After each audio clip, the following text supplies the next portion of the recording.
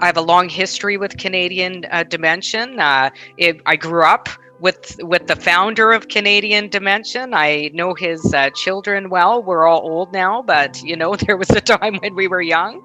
So it's such a privilege to be here today.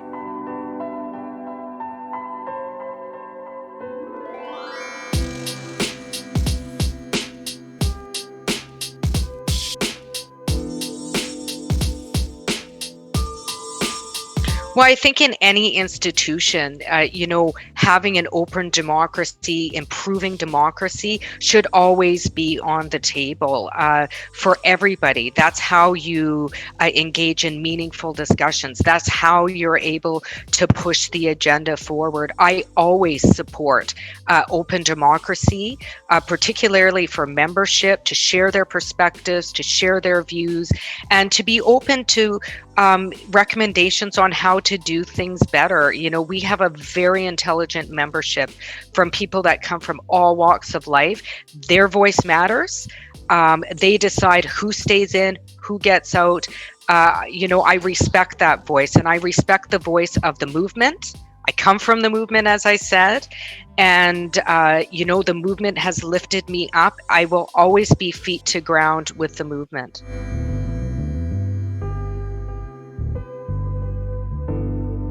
Well, part of being in a movement is allowing the movement to move. I know that there's many EDAs that certainly do support the call that's coming from couragecoalition.ca. I really actually respect my EDA and really respect the whole institution of the EDA. So even around things like what resolutions are being put forward, although I have things I would like to see pushed forward, I really respect the autonomy of the EDA to push bold items forward. I'm very lucky to have a progressive EDA. I suspect that my EDA will support the courage,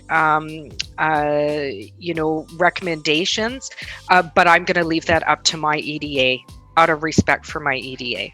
I certainly can't speak for anybody else. I think, like I feel with the EDA, we're all elected. We're all NDP members, just like everybody else. Even if we're elected to caucus, the reason I signed on is as an NDP member.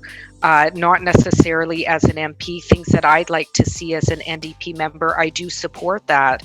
But I also support my colleagues and reasons they might have for or not supporting it. In saying that, again, for me, I'm I was very happy to sign on. I know there's been other MPs that have signed on, and I'll respect the decision that comes from my colleagues.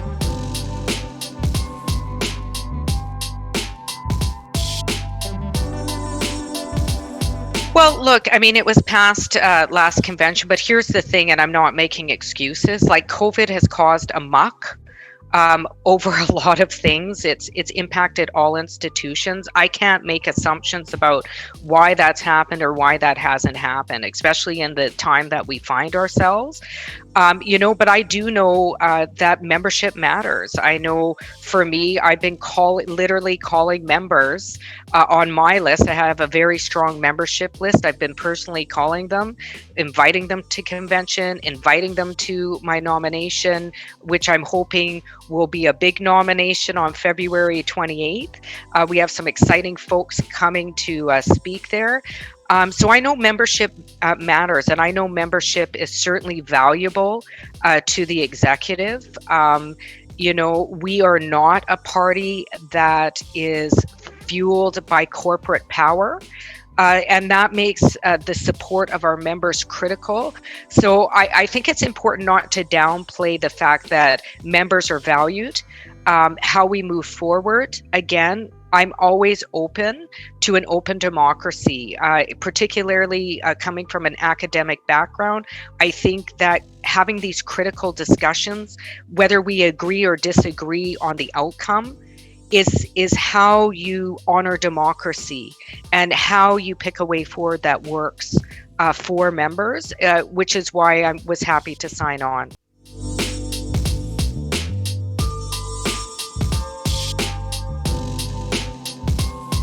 So I would agree and disagree. I think certainly for myself and certain members, other colleagues, we've been very vocal on a number of issues, publicly vocal on a number of issues. I don't believe in divide. I don't believe that dividing the left is the way to go. I think it weakens the left. I mean, I think there's always room for improvement. I've been very open. I'm a proud socialist. I come from a long line of socialists. My father was a socialist. My mother was. I have that. I have that in my DNA. And there's others around the caucus table, self-declared proud socialists. But I think, keeping the membership strong, you weaken movements when you desert. You always have to keep fighting. You always have to keep pushing, which is why I'm really open to what courage.ca is proposing, but that requires a level of solidarity. There's also a shifting discussion that's happened as a result of COVID, and if there's anything we know, that people that were behind before COVID are now even further behind.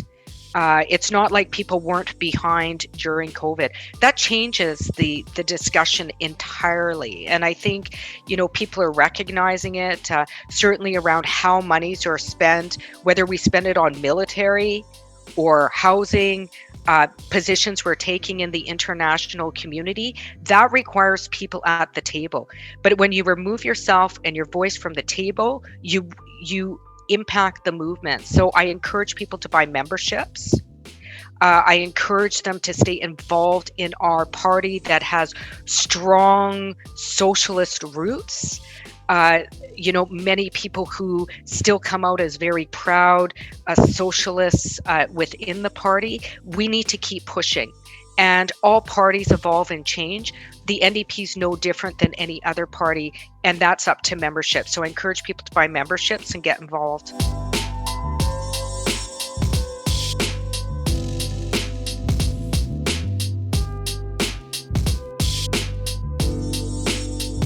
Well, I certainly think, having spaces where people feel heard. In saying that, this convention is going to be a strange one because, of course, we're in a pandemic and we're not going to be in person, meeting face to face. I do think that could have an impact, but here's the thing. People talk about movements. Like I said, I come from the movement. I'm all about the movement. One of the reasons I ran is because I wanted to bring the voice on the ground and have a relationship on the outside and the inside in this colonial jungle that I'm currently residing. And there's no place more colonial than the House of Commons. I mean, this is where they drafted the wonderful Indian Act, for example. Like, seriously, there's no place that's more violent and colonial than the House of Commons in many ways. And the visceral debate against human rights that still goes on today. This is real time. You have to have people in all of these different places in a movement. It's not about one part of the movement. You have to have people working in all different parts to really have a movement push forward. That means getting involved in party politics. That means keeping your feet on the ground. That means people holding the government to accounts. That means rallies. That means petitions. That means walks. I walked 600 miles. I can say, I walked 600 kilometers for the United Nations Declaration on the Rights of Indigenous Peoples a couple of years back. Not the full way. I was kind of in and out of the walk. But in any case, I mean, this is critical. So again, even if you disagree, you still need to be there. I disagree with a lot of things. Very often I disagree, and I think many people will attest to the fact that I really push on a number of manners. But here's the thing: I'm still there, pushing. And do I think it makes a difference? 100%.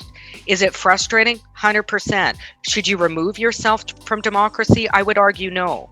And I would say that your voice is a critical voice to keep pushing. My father was a very proud socialist. I come by it very honestly. My dad, was a lifelong human rights advocate, peace activist, in fact, Holocaust survivor, only surviving child, became a lifelong peace activist and human rights activist.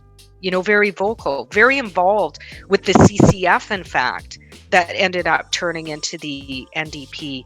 There's many of us in the party that still have those really rooted are rooted in those values. I have people of all ages that work with me in Winnipeg Centre, some people in their 80s that were CCF members who, are like, yeah, way to go, Leah. I was so excited when you said you were a socialist on the media. So there's, we have people of all ages. If we want to see something look a certain way, then we have to stay at the table. So don't remove yourself. You know, if ever there was a time we have to push, the time to push is now. Get memberships. It's the only way we can keep our party going, because we aren't fueled and funded by, the corporate elite, which I'm very happy about. As party politics of all party, as it shifts more to the right, as we see with Aaron O'Toole, who, hired a proud boy as his media person, and, recently denied residential schools, and Blanchet, who flippantly thinks it's appropriate to make dangerous Islamic phobic insinuations about colleagues across the way.